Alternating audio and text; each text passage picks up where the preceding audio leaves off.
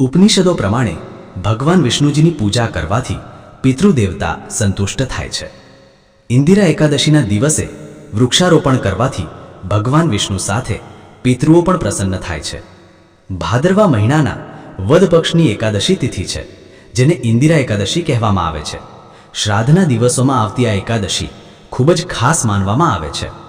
આ તિથિએ તર્પણ, પિંડદાન અને બ્રાહ્મણ ભોજન કરાવવાથી મૃતાત્માઓને મોક્ષ મળે છે. ઉપનિષદોમાં પણ કહેવામાં આવ્યું છે કે ભગવાન વિષ્ણુજીની પૂજા કરવાથી પિતૃઓ સંતુષ્ટ થાય છે. આ દિવસે ભગવાન શાલિગ્રામની પૂજા અને વ્રત કરવાનું વિધાન છે.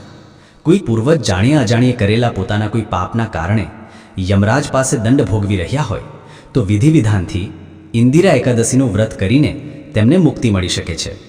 આંબળા, તુલસી, અશોક, ચંદન અથવા પીપળાનો છોડ વાવવાથી ભગવાન વિષ્ણુ સાથે પિતૃઓ પણ પ્રસન્ન થાય છે. ઇન્દિરા એકાદશી વ્રતનું મહત્વ. શ્રાદ્ધ પક્ષમાં આવતી આ 11 ખાસ એટલા માટે છે કે તે કરવાથી પિતૃઓનો ઉદ્ધાર થાય છે. આપણા પૂર્વજો કે જેમનાથી જાણતા કે અજાણતા કોઈ પાપ થયું હોય તે કારણે તે દંડ ભોગવતા હોય તો આ 11 કરવાથી તેમનો ભોગવટો પૂરો થાય છે. તેથી તેમને શાંતિ મળે છે. તેથી પરિવારને આશીર્વાદ મળે છે. સાથોસાથ વંશની વૃદ્ધિ થાય છે. આ એકાદશીનું વ્રત જો વિધિ વિધાનપૂર્વક કરવામાં આવે તો પુણ્યની પ્રાપ્તિ થાય છે. આ 11 દાન આપવાનો વિશેષ મહિમા છે. મૃત્યુ પછી વ્યક્તિ વૈકુંઠમાં વાસ કરે છે. ઇન્દિરા એકાદશીના દિવસે વૃક્ષારોપણ કરવાથી ભગવાન વિષ્ણુ સાથે પિતૃઓ પણ પ્રસન્ન થાય છે.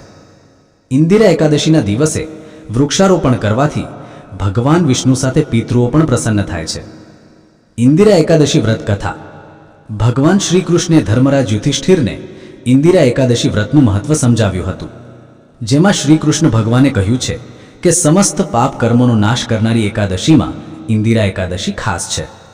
આ વ્રત કરવાથી પિતૃઓની મુક્તિ થઈ જાય છે. હે રાજન, ઇન્દિરા એકાદશીની કથા જે હું તમને સંભળાવું છું તે ધ્યાનથી સાંભળો. તેને સાંભળવા માત્રથી જ વાજપેયી યજ્ઞ સમાન ફળની પ્રાપ્તિ થાય છે. ભગવાન શ્રી કૃષ્ણ કહ્યું કે સતયુગમાં મહિષ્મતી નામની નગરી હતી. ત્યાં મહાપ્રતાપી રાજા ઇન્દ્રસેન રાજ કરતા હતા. રાજા પોતે ધર્માત્મા અને પ્રજાવત્સલ હતા. તેમના શાસનમાં પ્રજા પણ સુખચેનથી રહેતી હતી. ધર્મ અને કર્મના તમામ કાર્યો નગરમાં ખૂબ સારી થતા હતા. એક દિવસ એવું થયું કે નારદજી ઇન્દ્રસેનના દરબારમાં પહોંચ્યા. ઇન્દ્રસેને તેમને પ્રણામ કર્યા અને આવવાનું કારણ પૂછ્યું. ત્યારે નારદજીએ કહ્યું કે હું તમારા પિતાનો સંદેશો લઈને આવ્યો છું, જે આ સમયે પૂર્વજન્મમાં એકાદશી વ્રતનો ભંગ કરવાને કારણે યમરાજ દ્વારા દંડ ભોગવી રહ્યા છે. નારદજીની વાત સાંભળી ઇન્દ્રસેન વ્યથિત થઈ ગયા. દેવઋષિને તેનું સમાધાન પૂછવા લાગ્યા. ઇન્દ્રસેન કહ્યું કે મહારાજ, કોઈ ઉપાય બતાવો કે જેથી કરીને મારા પિતાની પીડાનો અંત આવે, તેમની ગતિ થાય. ત્યારે દેવઋષિએ કહ્યું કે હે રાજન, તમે શ્રાદ્ધ પક્ષમાં આવતી ઇન્દિરા એકાદશીનું વ્રત કરો. આ દિવસે નારાયણનું વિધિવત પૂજન કરીને આખો દિવસ ઉપવાસ કરો અને ભગવાન વિષ્ણુનું ભજન, મંત્ર, જાપ કે કથા શ્રવણ કરો. એના પુણ્યથી તમારા પિતાને મુક્તિ મળી જશે.